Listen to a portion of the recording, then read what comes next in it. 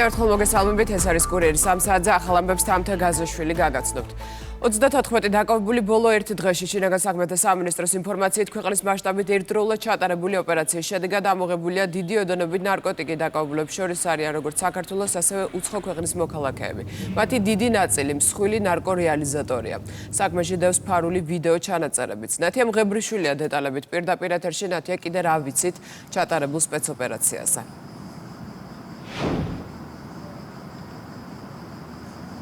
ფარული ჩანაწერები ნარკოდანაშაულის საქმის მთავარი მტკიცებულებებია. ნარკოდანაშაულის საქმეზე ეს საკონტროლო შესყიდვის კადრებში კარგად ჩანს, რომ კონკრეტული პირები მოქმედებენ ეგრეთ წოდებული დადების და ხელიდან ხელში გადაცემის მეთოდით. ასევე ჩანს კონკრეტულად რეალიზაციის ფაქტებით. სამართალდამცველებმა საკონტროლო შესყიდვის ეს კადრები გადაიღეს მოსამართლის განჩინების საფუძველზე, ჩაატარეს შესაბამისი საგამოძიებო მოქმედებები და დააკავეს 34 პირი. რვა კაცი ნაკლებმა არ გეიგეთოს.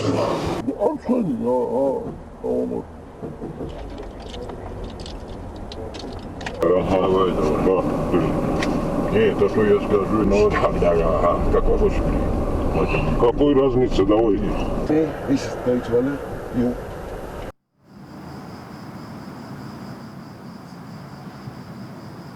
Ოცდათოთხმეტი პირის დასაკავებლად სპეცოპერაცია გუშინ გვიან ღამით ჩატარდა მთელი ქვეყნის მასშტაბით. ჩატარებული საგამოძიებო მოქმედებების შედეგად ამოღებულია განსაკუთრებით დიდი ოდენობით ნარკოტიკული საშუალებები, მათ შორის ჰეროინი, სუბოტექსი და ასევე მარიხუანა და კიდევ სხვა დასახელების ნარკოტიკები. ასევე ნარკოდანაშაულის საქმეში გამოძიების ინფორმაციით დევს თანხაც, რომელიც სავარაუდოდ ბრალდებულებმა რეალიზაციის შედეგად აიღეს. დღეს ჩატარებული სპეცოპერაციის დეტალები შინაგან საქმეთა სამინისტროში განმარტეს. მინისტრის მოადგილის თქმით, უწყების მთავარი პრიორიტეტი კვლავ ნარკოდანაშაულის წინააღმდეგ ბრძოლაა. ბოლო 24 საათის განმავლობაში ნარკოდანაშაულის ბრალდებით დაკავებულია 34 პირი, რომელთა დიდი ნაწილი მსხვილი ნარკორეალიზატორია. ნაწილს კი განსაკუთრებით დიდი ოდენობით ნარკოტიკების უკანონო შეძენა, შენახვა ედება ბრალად. დაკავებულებს შორის არიან როგორც საქართველოს, ასევე უცხო ქვეყნის მოქალაქეები.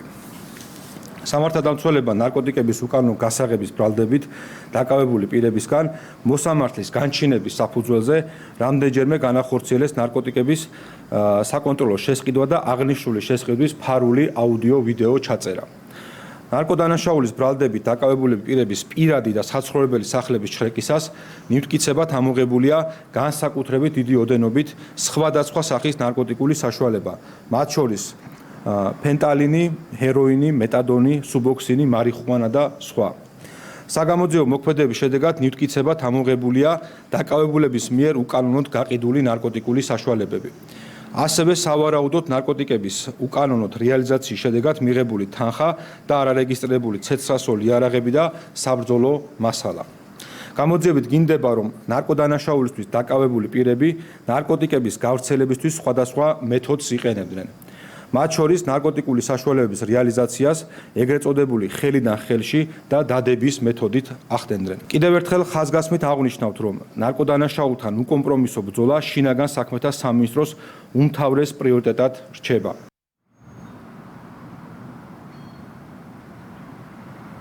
დაკავებულებს ბრალს უახლოეს საათებში წარუდგენენ. დაინიშნება ასევე სასამართლო პროცესით ბრალის დამტკიცების შემთხვევაში მათ 20 წლამდე ან უვადო პატიმრობა ემუქრებათ. მადლობა, ნათია მღებრიშვილი საუბრობდა პირდაპირ ეთერში. შტატები რა შეგეიცის გამოძიებას განაგრძობს. Fox News-მა დაზვერის ხელმძღვანელის ინტერვიუდან ახალი ფრაგმენტი გამოაქვეყნა, სადაც ტუსი გაბარდი ამბობს, რომ ვაშინგტონში არაფორმალური ძალების წარმომადგენლები რჩებიან. მან მიმდინარე გამოძიების კონტექსტში ისაუბრა Deep State-სა და ხელის შეშლის მცდელობებზე. საქმე ეხება შტატების 2016 წლის არჩევნებში რუსულ ჩარევებზე ბრალდებების გამოძიებას. ახალი ადმინისტრაცია ამტკიცებს, რომ ბრალდება გამოგონილი იყო, მიზანს კი ტრამპის დისკრედიტაცია წარმოადგენდა. ქართულ პოლიტიკურ სპექტრში ეგრეთ წოდებული Deep State-ის ტერმინს განსხვავებულად განმარტავენ, თუ ოპოზიცია ამბობს, რომ დაზვერის ხელმძღვანელი ისევე როგორც თავად ტრამპი ამ ტერმინს სულ სხვა შინაარსით იყენებს და პროცესი შტატების შიდა პოლიტიკის ნაწილია. ქართულ ოცნებაში აცხადებენ, რომ ახლა არაფორმალურ ძალებსა და ბრძოლის მეთოდებზე მათ მსგავსად ოფიციალური ვაშინგტონიც ლაპარაკობს. ლელა ჯავახიშვილი განაგრძობს თემაზე საუბარს და მისგან მოვისმენთ პოლიტიკურ შეფასებებს. ამერიკის შეერთებულ შტატებში მიმდინარე საგამოძიებო პროცესი მართველი გუნდისთვის ადასტურებს, რომ Deep State-ის ხელწერა ყველგან ერთია, პრორუსული იარლიყი პოლიტიკური ოპონენტებისთვის. ამბობენ, რომ ქართული ოცნების დისკრედიტაციის მიზნით ეს კამპანია საქართველოში ჯერ კიდევ 2011 წლიდან დაიწყო. უმრავლესობაში განმარტავენ, რომ მიზეზი გლობალური ძალების პოზიციებთან წინააღმდეგობა და მხოლოდ ეროვნული ინტერესებით მოქმედებაა. 2011 წლიდან მოყოლებული ცდილობენ, რომ ქართული ოცნების მიმართ აწარმოონ დეზინფორმაციული კამპანია, მოგვაწებონ იარლიყი პრორუსობასთან დაკავშირებით, მაშინ, როდესაც არავითარი პრო არ არსებობს ქართულ ოცნებაში, ჩვენ ვართ ქართველები და ვიმოქმედებთ მხოლოდ და მხოლოდ საქართველოს ინტერესების შესაბამისად. ეს არის Deep State-ის კარგი გებელსისეული და ბოლშევიკური პროპაგანდის მაგალითი, რომლის მსხვერპლი სამწუხაროდ არა მხოლოდ საქართველო, არამედ ისეთი ძლიერი ქვეყნებიც კი არა, როგორც არის საფრანგეთი, გერმანია და ამერიკის შეერთებულ შტატები და ჩვენ ხედავთ სკანდალს ამერიკის შეერთებულ შტატებში Russiagate-ის სახით, სადაც ყოფილ პრეზიდენტსაც კი იბარებენ გამოკითხვაზე, რომელიც Deep State-ის ხელშეწყობით და მისი მეუღლებით ცდილობდა, რომ არჩეული პრეზიდენტის დისკრედიტაცია მოეხდინა მხოლოდ და მხოლოდ რუსული იარლიყის მიწევებით. უმრავლესობაში მიაჩნიათ, რომ პრორუსულად შეფუთვის კამპანია ისევ რუსეთის ინტერესებს აძლიერებს. ხელისუფლების ოპონენტები კი დღესაც რუსულ პროპაგანდას უწოდებენ შტატებში განვითარებული მოვლენების დაკავშირებას ქართულ რეალობასთან. ხელისუფლების ოპონენტები აცხადებენ, რომ Deep State ამერიკაში არსებობს და მას ბიუროკრატიის სახე აქვს, ხოლო საქართველოში არ არსებობს და ის გამოგონილი თემაა. ამერიკის შეერთებული შტატების დაზვერვის ხელმძღვანელი, როდესაც საუბრობს დაზვერვის მიმართულებით ინფორმაციაზე, ეს არის ამერიკის შეერთებული შტატების შიდა პოლიტიკის საკითხი. როდესაც საუბრობს Deep State-ზე, აბსოლუტურად არის სხვა კონოტაცია. ამერიკის შეერთებულ შტატებში არის ბიუროკრატია, რასაც ისინი გულისხმობენ. რაც შეეხება საქართველოში ამ ტერმინის გადმოტანას, რუსული ოპერაციები, რაც არის ჰიბრიდული ოპერაციები, დეზინფორმაციით და პროპაგანდით, საქართველოში არის აქტიურად შემოჭრილი და აქტიურად მუშაობს. პრორუსობა როგორც ასეთი გაცვეთილი მეთოდია უკვე გაცვდა Deep State-ის მხრიდან, ყველას დააბრალეს პრორუსობა, ვინც კი წავიდა გლობალური ომის პარტიის, ანუ Deep State-ის წინააღმდეგ. თქვენ წარმოიდგინეთ, თურმე ტრამპიც 2016-ში რუსეთის ხელისუფლებას მოუყვანია პრეზიდენტად. ასევე ოპოზიციას თურმე წარმართავს საფრანგეთში, გერმანიაში, ევროპის ქვეყნებში რუსეთის ფედერაცია. აი ამ სიტუაციაში აღმოჩნდნენ, გამოდის რომ თურმე ნახევარ მსოფლიოს მინიმუმ რუსეთის ფედერაცია მართავს. და ამ დროს ჩვენ გვეუბნებიან რომ სამხედრო კონფლიქტში შევიდეთ რუსეთის ფედერაციასთან, თურმე რომელიც თელ ნახევარ მსოფლიოს მართავს. აი ესეთ აბსურდში არიან. ნებისმიერ გადადგმულ ნაბიჯს, ეროვნულ ნაბიჯს, სახელმწიფოებრივ ნაბიჯს და ისეთ ნაბიჯს, რომელიც ეწინააღმდეგება სწორედ Deep State-ის პოლიტიკას, უწოდებენ პრორუს. ეს არის გაცვეთილი მეთოდი უკვე, ეს აღარ მოქმედებს რუსეთის საწინააღმდეგოდ. პირიქით, მათი ესეთი არასწორი პოლიტიკა უკვე რუსეთის სასარგებლოთაც კი მოქმედებს. ტრამპის წინააღმდეგ შეთქმულების საქმეს სპეციალური ჯგუფი გამოიძიებს. საუბარია არჩევნებში რუსეთის ჩარევის ბრალდებაზე, რომლის უკანაც ამერიკის დაზვერვის ინფორმაციით Deep State იგივე არაფორმალური ჩრდილოვანი მმართველობა იდგა. ლელა ჯავახიშვილი საუბრობდა პირდაპირ ეთერში Fox News-მა დაზვერვის ხელმძღვანელთან ინტერვიუს კიდევ ერთი ფრაგმენტი გამოაქვეყნა, სადაც ტულსი გაბარდი Deep State-ის წინააღმდეგობაზე საუბრობს, როგორც ის ამერიკულ ტელეარხთან აცხადებს. გამოძიებამ მოიპოვა მტკიცებულებები, რომ ობამას სურდა ამერიკელი ხალხისთვის ეჩვენებინა, თითქოს 2016 წლის არჩევნების დროს პუტინი ტრამპის სასარგებლოდ მოქმედებდა. ვაშინგტონში ჯერ კიდევ არის Deep State-ის ბევრი წარმომადგენელი. პრეზიდენტ ტრამპ სურს, რომ ჩვენ სიმართლე გავარკვიოთ. მეც მინდა სიმართლის გარღვევა. ამერიკელი ხალხი იმსახურებს სიმართლეს და ანგარიშ ვალდებულებას. სწორედ ამიტომ მიხარია, რომ გენერალურმა პროკურორმა და იუსტიციის დეპარტამენტმა დღეს გამოაცხადეს სამოქმედო ჯგუფის შექმნის შესახებ. შეერთებული შტატების დაზვერვის სამსახურის ტესტი უტყუარია. ამის შესახებ პარლამენტის თავმჯდომარის სოციალურ ქსელში წერს და ოპოზიციონერი პოლიტიკოსი სკოპა ხაბაზის ვიდეოს აზიარებს, სადაც ის ბიძინა ივანიშვილის ქმედებებს რუსულს უწოდებს. ყველა მისი ამოსუნთქვა არის რუსული. ყველა მისი ნაბიჯი არის რუსული. ყველა მისი მოქმედება, ყველა მისი მმართველობის ფორმა და ამ შემდეგ არის რუსული. ყველაფერი არის მისი რუსული. ნაცმოძრაობის მომთაბარე შაპიტოს ეს წევრი, რომელმაც უკრაინის ბრძოლის ველზე, როგორც ჩანს, ყველა დაამარცხა და ახლა საქართველოზე გადმოერთო, ამ ვიდეოში ბიძინა ივანიშვილზე საუბრობს. ამერიკის შეერთებული შტატების დაზვერვის სამსახურის ტესტი უტყუარია. ყველა, ვინც პრორუსობის დაბრალების კამპანიაში მონაწილეობს, ან დაფინანსებული აგენტია, ან სასარგებლო იდიოტი. ოპოზიციური ერთობა ვერ შედგა თვითმმართველობის არჩევნებთან დაკავშირებით ხელისუფლების ოპონენტები ერთმანეთთან ოპონირებას განაგრძობენ მაშინ, როდესაც ბარიერ გადალახული პარტიებიდან ორი მარათონში ერთვება, დანარჩენი ორი მათზე თავდასხმის სტრატეგიას ირჩევს. საშტაბო მუშაობას განაგრძობს ქართული ოცნება, მმართველი გუნდი კანდიდატების წარსადგენად ემზადება.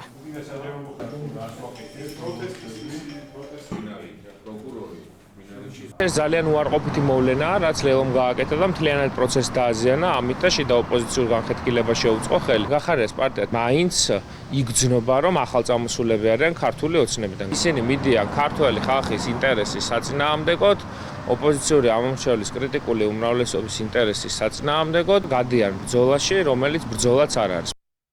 ის პარტიები, პოლიტიკური სუბიექტები, რომლებიც არ წყვეტენ ოპოზიციობას, მე ვფიქრობ, რომ პირველ რიგში საკუთარ თავს აბულინგებენ, საკუთარ თავს უნდა ეძახონ მოღალატე და მათ ალბათ ფოკუსი უნდა გაასწორონ უპირველეს ყოვლისა და პროდასავლური პარტიების ლანძღვით კი არ უნდა იყვნენ დაკავებული. არჩევნები არის ის გზა, რა გზასაც ჩვენ ვირჩევთ და ამაში ხელს ნამდვილად ვერავინ ვერ შეგვიშლის. ვერანაირი ოპოზიციაში მყოფი პარტიები თუ სხვა ძალები, კოალიცია ძლიერ საქართველოს შორის ჩვენ უკვე გვაქვს ინტენსიური კონსულტაციები სამუშაო რეჟიმში, რაც რა თქმა უნდა პირველ რიგში შეეხება კანდიდატებზე შეთანხმების საკითხს. ოპოზიციის მომავალი არის პოლიტიკური კრახი და ეს პოლიტიკური კრახი განაპირობა მათი პატრონების ძალიან დიდმა შეცდომებმა საქართველოს მიმართ. პირველი შეცდომა იყო ის, რომ მიზნად დაისახეს არა ვთქვათ დემოკრატიის გაუკეთილშობილება საქართველოში, არამედ მიზნად დაისახეს პირდაპირ კონსტიტუციის საწინააღმდეგო და კანონის საწინააღმდეგო და საერთაშორისო სამართლის საწინააღმდეგო საქართველოს შინაურ საქმეებში ჩარევა და ხელისუფლების ძალადობით მოშორება. 4 რევოლუცია დააფინანსეს. რა თქმა უნდა, ამ ძალისხმევას ისინი ისევ აგზელებენ ჩვენ და სამწუხაროდ ეს კურსი მათ არ შეუცვლიათ, მაგრამ ქართველმა ხალხმა უკვე 1000 ჯერ უპასუხა მათ და გასაპასუხი რომ ყველა არჩევნებში დამარცხდა. ყველა კარგად ხედავს მთელ საქართველოში რომ ამ ადამიანებს ეს არჩევნები ადგილობრივ ხელისუფლებაში მოსასვლელად და უკეთესი სერვისების შესათავაზებლად არ ჭირდებათ. მათ ჭირდებათ არეულობის გასაღრმავებლად. ანტიკორუფციული ბიუროს უფროსი ადგილობრივი თვითმმართველობების წარმომადგენლებს შეხვდა მონაწილეებს კანონში შესული ცვლილებები წარუდგინეს, ისაუბრებს მამხილების უფლების დაცვის გაუმჯობესების მიზნით გადადგმულ ნაბიჯებზე. ამ ცვლილებებით საჯარო სექტორში და მათ შორის თვითმმართველობებში გამჭვირვალობა და ანგარიშვალდებულება კიდევ უფრო მეტად გამტკიცდება, რაც ყველაზე მთავარია ნეპოტიზმის და ფავორიტიზმის ფაქტები აღმოიფრება. საერთოდ აიკრძალება რომელიმე ფავორიტიული თანამდებობის პირმა იმუშაოს რამოდენიმე საჯარო სექტორში. ვინ არის მამხილებელი? მამხილებელი შეიძლება იყოს ნებისმიერი საქართველოს მოქალაქე. მთავარი არის რომ მის მიერ მოწოდებული ინფორმაცია ხდებოდეს შესწავლილი და ამ ფაქტებთან დაკავშირებით დროულად ხდებოდეს რეაგირება. შესაბამისად, ყველა საჯარო სექტორში თუ კი იარსებებს მსგავსი, ესე ვთქვათ, წარმოების მექანიზმები, რა თქმა უნდა, კიდევ უფრო მეტად გამჭვირვალეს გახდის ნებისმიერი საჯარო მოხელის გადაწყვეტილებას. ამიტომ აქ არანაირი, ესე ვთქვათ, საფრთხე არ არის. ზუსტად ეს არის პრევენცია, რომ დავასწროთ კონკრეტულ დარღვევას, დავასწროთ კონკრეტულ დანაშაულს და მანამდე მიეცეს, ესე ვთქვათ, საშუალება პრევენციას, რომ გამოასწოროს არსებული შეცდომა. კორუფციასთან ბრძოლა ზოგადად სახელმწიფო სტრატეგიის ნაწილი ძალიან დიდი ხანია, მაგრამ ის სიახლეები, რაც იგეგმება კორუფციასთან, ნეპოტიზმთან, ფავორიტიზმთან მიმართებაში, ეს არის ძალიან მნიშვნელოვანი ნაბიჯი სახელმწიფოსთვის, ვინაიდან ფაქტობრივად სიახლეები ადგილობრივ თვითმმართველობებს და სახელმწიფო ინსტიტუციებს მისცემს შესაძლებლობას, რომ მაქსიმალურად იბრძოლონ კორუფციასთან და მათ შორის ინტერესთა შეუთავსებობის ფაქტებთან დაკავშირებით, ვინაიდან დაგეგმილი საკანონმდებლო ცვლილებები გვაძლევს იმის შესაძლებლობას, რომ საჯარო სამსახურში იმუშაონ სუფთა არა მარტო წარსულის, არამედ არსებული სიტუაციებიდან გამომდინარე ადამიანებმა, რომლებიც მოემსახურებიან მხოლოდ და მხოლოდ სახელმწიფო ინტერესებს. კომპანია Black Sea Property-ში აცხადებენ, რომ ყველა ის ოჯახი, ვისთანაც გამოსახლების შესახებ შეთანხმებას მიაღწიეს, ქირით ან კომპენსაციით უზრუნველყოფილია. თვალჭრელიძის ქუჩაზე გამოსახლების პროცესი დასრულებულია, ტერიტორიას და შენობებს კერძო მესაკუთრე ხავს, რომელმაც სასამართლო დავა მოიგო, თუმცა აქამდე გამოსახლება რამდენჯერმე გადაიდო. ამას გარდა გუშინ აღსრულების ბიურომ თქვა, რომ საფუძველი გამოსახლების არის სამხაროვლის ბიუროს დასკვნაც, რომლის მიხედვით ადგილზე ცხოვრება სიცოცხლისთვის საშიშია და შენობის დაზიანების კლასიფიკაციის მიხედვით მეოთხე ხარისხი აქვს მინიჭებული. კორპუსებში მცხოვრებლების ნაწილმა გამოსახლების პროცესს არაერთხელ გაუწიეს, წინააღმდეგობა ადმინისტრაციული წესით დაკავებულია 17 პირი. ჩვენი კომპანია 2 წლის განმავლობაში მოსახლეობასთან საკმაოდ ხშირად აწარმოებდა მოლაპარაკებას დაკმაყოფილებასთან დაკავშირებით. დღეს მდგომარეობით დაკმაყოფილებულია 10-ობით ოჯახი, რომლის შესაბამისი დოკუმენტი და შესაბამისი კონტრაქტი არსებობს. ხელმოწერილი არსებობს სამხარაულის დასკვნა, საიდანაც ირკვევა შემდეგი. აღნიშნული ობიექტი მიეკუთვნება მეოთხე ხარისხის დაზიანებას და შეუძლებელია და აკრძალულია, რომ მასში ცხოვრობდნენ ადამიანები, მით უმეტეს მცირეწლოვანი ბავშვები და არასრულწლოვანები. ადამიანები დღე ამ წუთის მდგომარეობით იმყოფებიან თავის ფართებში, თხოვნის საფუძველზე, რა თქმა უნდა, ჩვენი მხრიდან იქნა გათვალისწინება და ახდენენ თავიანთი ნივთების დემონტაჟს. დახმარებასთან დაკავშირებით ასევე ვეხმარებით აღნიშნული ნივთების გადატანაში შესაბამის ლოკაციებზე. დედაქალაქის ბიუჯეტი 77 მილიონი ლარით იზრდება. დოკუმენტს ამ წუთებში საკრებულოს ხდომაზე განიხილავენ. დედაქალაქის ბიუჯეტი საერთო ჯამში 2 მილიარდ 359 მილიონ ლარამდე იქნება, როგორც საკრებულოში განმარტავენ ცვლილებები თბილისის მთავარ საფინანსო დოკუმენტში შედის ანგარიშებზე არსებული ნაშთების გამოყენების და მოსალოდნელი პროგნოზების გათვალისწინებით. ჩვენ გავგზავნეთ ბიუჯეტი 77 მილიონი ლარით, რომლის ძირითადი ნაწილი არის ცენტრალური ბიუჯეტიდან გადმოსული თანხა, რომელიც უკავშირდება დედაქალაქში სკოლების რეაბილიტაციას და ინფრასტრუქტურის მოწყობას, დაახლოებით 50 მილიონი ლარამდე გადანაწილდება დედაქალაქის გამგეობებში, რომელიც უკვე ადგილებზე სკოლებთან მიმართებაში დაიწყება აქტიური მუშაობა, რომ სასწავლო პერიოდი უკვე 15 სექტემბრამდე განხორციელდეს მნიშვნელოვანი სამუშაოები, რომ ჩვენი მოწაფეები, ახალგაზრდები უკვე შეუერთდნენ ამ სასწავლო პროცესს. ასევე მნიშვნელოვანია ის, რომ თვითონ ზოგადად ბიუჯეტი გაიზარდა უკვე და მიუახლოვდა 2 მილიარდ 350 მილიონ ლარს, რაც არის უპრეცედენტო. პრეზიდენტმა კალათბურთის ეროვნული ფედერაციის წარმომადგენლები და ეროვნული ნაკრების წევრები ღირსების ორდენებით და მედლებით დააჯილდოვა. სახელმწიფო ჯილდოები მათ გადაეცათ. ქვეყნის ისტორიაში პირველად კალათბურთში მსოფლიო ჩემპიონატის აგზურის მოპოვებისთვის, მსოფლიოს 16 საუკეთესო ნაკრებს შორის მოხვედრისა და კალათბურთში ევროპის ჩემპიონატზე მე-6 დასპარეზობის შესაძლებლობისთვის. ღონისძიებას ორბელიანების სასახლეში პრემიერი სპორტის მინისტრი და მიწვეული სტუმრები ესწრებოდნენ. მინდა რომ გისურვოთ წარმატება ევროპის ჩემპიონატზე, ვიცი რომ ემზადებით და იწყება ხვალიდან მომზადება. მთელი საქართველოს თქვენს გვერდით დგას.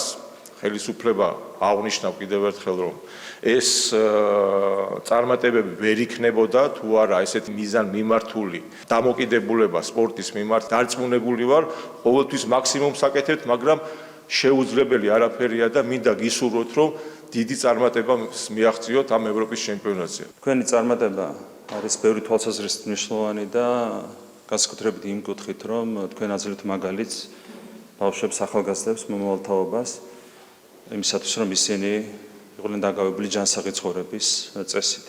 და ჩვენ ხედავთ, რომ მას შემდეგ, რაც ქართულმა კალათბურთმა იზემა განსაკუთრებული გამარჯვებები, ძალიან გაიზარდა ბავშვებში, ახალგაზრდებში мотивация, რომ დაკავდნენ ჯანსაღი ცხოვრების წესით და კონკრეტულად კალათბურთს მიუძღვნან საკუთარი ცხოვრება. და ეს არის ძალიან მნიშვნელოვანი ჩვენი პასუხისმგებლობა ხელისუფლების მთავრობის, რომ მაქსიმალური პირობები შექმნათ ამისათვის. ჯერ კიდევ არ არის სათანადო განვითარებული ინფრასტრუქტურა, გვჭირდება ახალი პროგრამები, პროექტები და რაც თავარია განსაკუთრებულ ყურადღებას დავუთმობთ სწორედ ინფრასტრუქტურის განვითარებას იმისათვის, რომ ყველა ბავშვს, ყველა მოზარდს, რომელსაც აქვს ინტერესი დაკავდეს კალათბურთით, მივცეთ ამის საშუალება. მინდა წარმატებული ასპარეზობა გისურვოთ ევროპის ჩემპიონატზე და მინდა წარმატებული ასპარეზობა გისურვოთ თითოეულ თქვენგანს. დიდი მადლობა კიდევ ერთხელ, დიდი მადლობა ბატონ პრეზიდენტსო, თითოეული კალათბურთელის ეს დიდი ამაგი ასეთი ლამაზ ჯილდოებით დავაფასეთ. მინდა ამ ყველაფერს ძალიან დიდი მადლობა გადაგიხადოთ. ალბათ არ არსებობს ამაზე მეტი დაფასება ადამიანისთვის, ქართველისთვის, სპორტსმენისთვის, როდესაც შენი ქვეყნისთვის გაწვრილი 8 წლისთვის ჯილდოვდები და გიფასდება ეს ყველაფერი.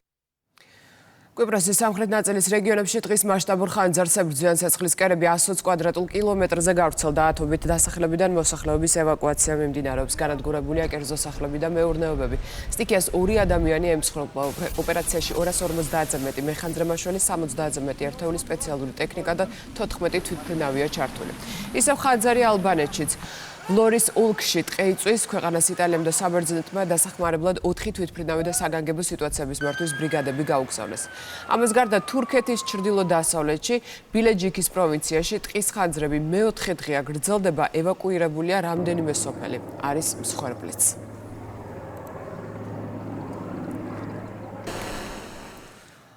უნგრეთის ფუნდამენტურ ინტერესებში უკრაინის ევროკავშირში გაწევრიანების წინააღმდეგობა შეინარჩუნოს. ამის შესახებ ვიქტორ ორბანმა ადგილობრივ რადიოსთან ინტერვიუში განაცხადა, უნგრეთის პრემიერ-მინისტრის აზრით, ომში მყოფი ქვეყნის მიღება ევროკავშირში ომის იმპორტირებას ნიშნავს, უნგრეთს კი ფრონტის ხაზზე მყოფ სახელმწიფოდ გადააქცევს.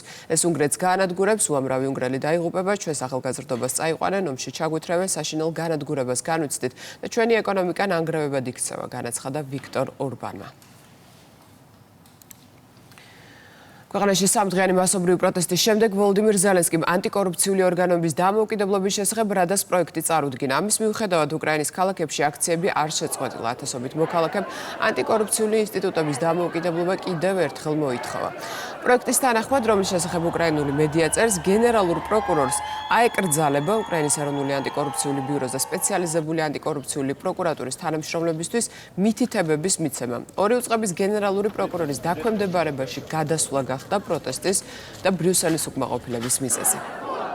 ჩემი კანონპროექტი უკვე წარვადგინე უკრაინის უმაღლეს რადაში. ის დაპირების შესაბამისად სამართლიანობის მიღწევას ემსახურება. გათვლილია სამართალდამცავ და ანტიკორუფციულ ორგანოებზე, რომ მათ დამოუკიდებლობის ქმედითი გარანტიები ჰქონდეთ. ასევე იმაზე, რომ არსებობდეს რეალური საშუალება იმის გადასამოწმებლად, რომ ვერანაირი რუსული ჩარევა ვერ მოხდება. ოფიციალურ პირებს დავავალე კანონპროექტი ყველა ჩვენს პარტნიორს წარუდგინონ. მნიშვნელოვანია, რომ უკრაინელები ყველა მოვლენაზე ღირსეულად რეაგირებენ.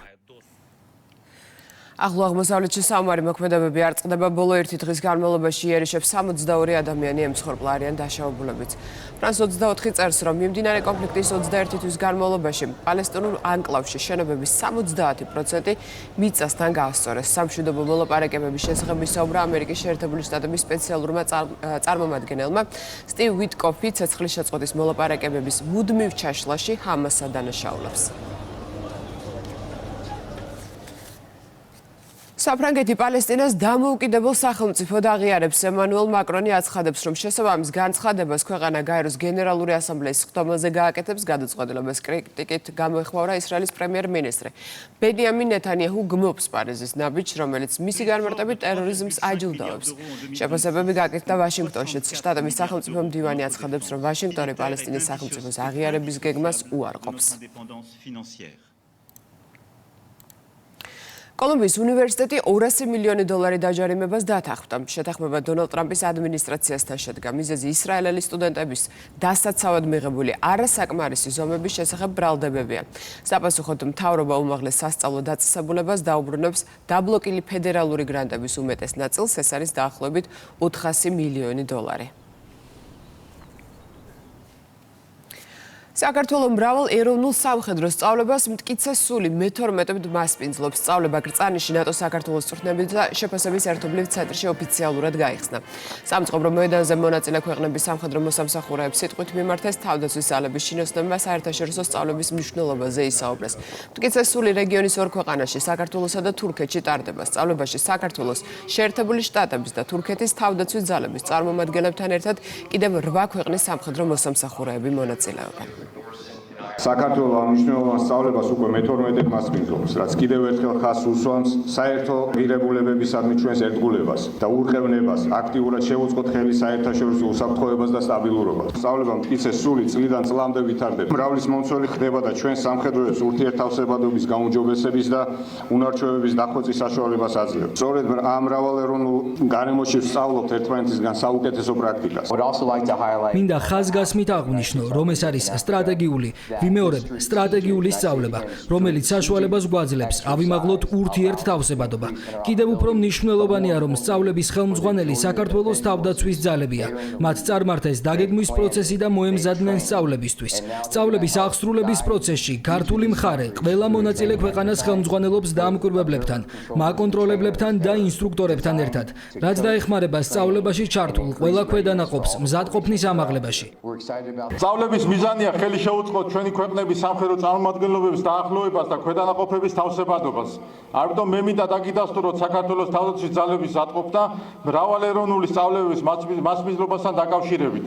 ეს არის კარგი შესაძლებლობა, რომელიც ხელს უწყობს ჩვენი საერთო მიზნების მიღწევას და აღრმავებს პარტნიორულ შესაძლებლობებს. კომერციული მოსყიდვის და ყალბი დოკუმენტების დამზადება გასაღების ფაქტზე ორი პირი დააკავეს. გამოძიების ცნობით მარნეულში მდებარე ტექდათვალიერების ცენტრის ინსპექტორმა თანამზრახველთან ერთად ტექნიკურად გაუმართავ ტრანსპორტზე გასცა ინსპექტირების დადებითი ანგარიში. სანაცვლოდ აიღო 100 ლარი. დაკავებულებს 4-დან 6 წლამდე პატიმრობა ემუქრებათ. გამოძიებით დადგინდა, რომ ბრალდებული მუშაობდა მარნეულში მდებარე ერთ-ერთი ტექნიკური ინსპექტირების ცენტრის ინსპექტორის თანამდებობაზე და ტექნიკური რეგლამენტის მოთხოვნების შესაბამისად ევალებოდა სატრანსპორტო საშუალებების ტესტირების ჩატარება. ბრალდებულმა პირადი მატერიალური სარგებლის მიღების მიზნით მასთან დანაშაულებრივ კავშირში მყოფ პირთან ერთად ტექნიკურად გაუმართავ სატრანსპორტო საშუალებაზე გასცა ტექნიკური ინსპექტირების დადებითად გავლის ანგარიში. აღნიშნული სანაცვლოდ ოფიციალურად დაწესებული გადასახადის გარდა მოქალაქისაგან მოითხოვა და აიღო ფულადი თანხა 100 ლარის ოდენობით. დადგენილია, რომ ტექინსპექტირების ცენტრში გაუმართავ სატრანსპორტო საშუალებებზე სისტემატურად ხდებოდა ტექნიკური ინსპექტირების დადებითად გავლის ყალბი ანგარიშების გაცემა, რასთან დაკავშირებით ტარდება შესაბამისი საგამოძიებო მოქმედებები. სურსათის ეროვნული სააგენტო განცხადებას ავრცელებს, უწყება ამბობს, რომ საეჭვო ხელსაწყოებით ბოსტნეულსა და ხილში ნიტრატების გაზომა სარწმუნო არ არის, მიზნად ისახავს მომხმარებლის შეცდომაში შეყვანას. ამავე განცხადების თანახმად სურსათის ეროვნული სააგენტო სხვადასხვა მაჩვენებელზე გამოსაკვლევად ყოველწლიურად ხილის და ბოსტნეულის 400-მდე ნიმუშს იღებს, მათ შორის ივლისში სულ 84 ნიმუში აიღეს და ლაბორატორიაში გადააგზავნეს. ყველა მაჩვენებელი დადგენილ ნორმასთან შესაბამისობაშია საზამთროს, ნესვის, ვაშლის, ატმის და პომიდრის ნიმუშებში. სააგენტოს ცნობით ნიტრატების გადაჭარბებული რაოდენობა გამოვლინდა კომბოსტოს და ჭარხლის 4 ნიმუში და ეს პროდუქცია ამოღებულია რეალიზაციიდან. ივლისის თვეში სააგენტოს ინსპექტორების მიერ 84 ნიმუში იქნა აღებული მთელი ქვეყნის მასშტაბით. აღნიშნული ნიმუშები გამოკვლეული იქნა ნიტრატებზე, პესტიციდებზე და რადიონუკლიდებზე აკრედიტაციის მქონე ლაბორატორიაში. დარღვევა გამოვლინდა მხოლოდ 4 შემთხვევაში, რასთან მიმართებაშიც სააგენტომ ზედამხედველობის ფარგლებში მოახდინა აღნიშნული სურსათის ბარდან ამოღება გამოთხოვის პროცედურა. განათლების მინისტრი აზერბაიჯანში იმყოფება. გივი მიქანაძე საზაფხულო ბანაკში მყოფ ქართულ და აზერბაიჯანელ სტუდენტებს შეხვდა. ბანაკის ამ ადგილას გუბაში, ბაქოსა და სუმგაითში ქართულ აზერბაიჯანული ახალგაზრდული კვირეულის ფარგლებში ტარდება. ამის შემდეგ აზერბაიჯანელ სტუდენტებს უკვე საქართველო უმასპინძლებს. ძალიან ბევრი ახალგაზრდა გავიცანით, ძალიან ბევრი კარგი რამ ვისწავლეთ ამ 2 დღის განმავლობაში. ბევრი დღე გვაქვს წინ, მიხარია და ამაყივა რომ აქ ვარ და ძალიან დიდი მადლობა კიდევ ერთხელ განათლების სამინისტროს ამ მოცემული შესაძლებლობისთვის. ახლა ვიმყოფებით ახალგაზრდულ ბანაკში. ბედნიერი ვარ, რომ მომეცა მონაწილეობის მიღების საშუალება, როგორც სამხრეთ კავკასიელი ახალგაზრდისთვის, ჩემთვის მნიშვნელოვანია მსგავსი ინიციატივები, რომლებიც რეგიონის სტუდენტებს ერთმანეთთან გვაახლოებს. აქ ჩვენ გვაქვს შესაძლებლობა გავაძლიეროთ ჩვენი ურთიერთობები, გვქონდეს აქტიური კომუნიკაცია, ერთად ვისწავლოთ და შევიმეცნოთ ერთმანეთის კულტურა, მათ შორის გავეცნოთ ეროვნულ ფოლკლორსა და ცეკვებს. ძალიან ბედნიერი ვარ და დიდი მადლობა ამ შესაძლებლობისთვის. ერთმანეთს უზიარეთ ჩვენი ქვეყნების ისტორიას, კულტურას, ტრადიციებს, ჩვენი ქვეყნები ყოველთვის გამოირჩეოდა მეგობრული ურთიერთობებით, ჩვენ ახალგაზრდები ვართ ჩვენი ქვეყნის ხვალინდელი დღე და მომავალი და ეს ბანაკი მსგავსი ტიპის პროექტები ხელს უწყობს ჩვენი მეგობრული ურთიერთობების კიდევ უფრო მეტად გაღრმავებას.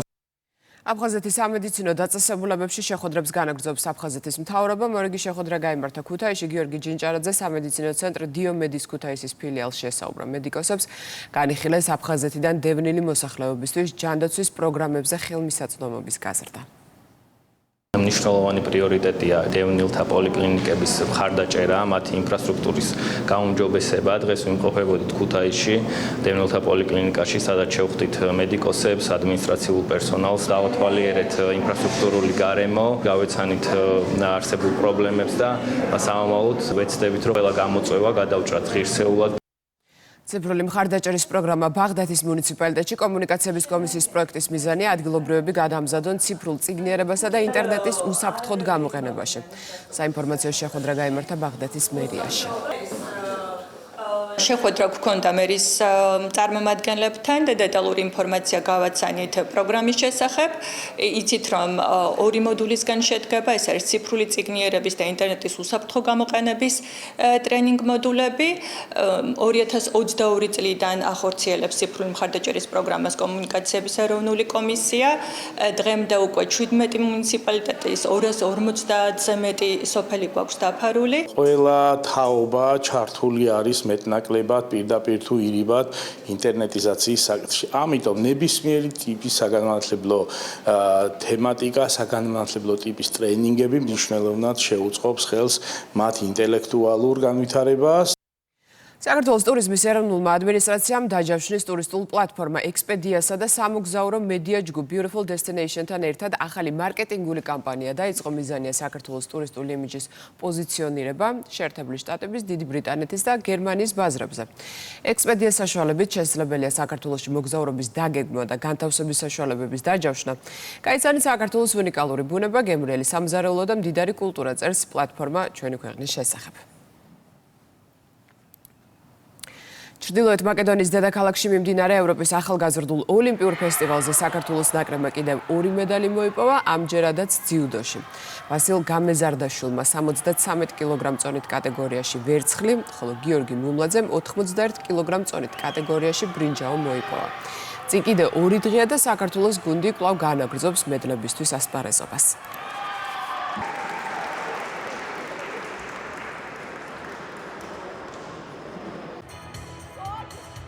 გახარებული ვარ ამ მედლით, მაგრამ კმაყოფილია ვარ, რადგან ოქროსთვის ვიყავი აქ ჩამოსული, ვიბრძოლე, მაგრამ ღმერთმა ესე მოისურვა და დღეს ბრინჯაოს დაკმაყოფილდი. ოლიმპიურ ფესტივალზე მოვიპოვე ვერცხლის მედალი, კმაყოფილი ვარ.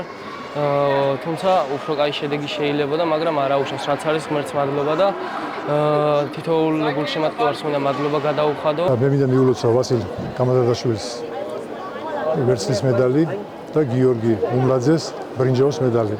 ეს არის პირველი გამოსვლა ესეთ მაღალრანგის ღონისძიებაზე, სადაც მედლები მოიპოვეს ჩვენმა ახალგაზრდა სპორტსმენებმა და ყველაფერი წინააღმდეგ და მინდა უსურო შემდგომი წარმატებები. დღის ყველა ამბავი ვრცლად შეგიძლიათ ნახოთ რუსთავი ორიჯიზე, მე ამით 6 საათამდე გემშვიდობებით. დროებით.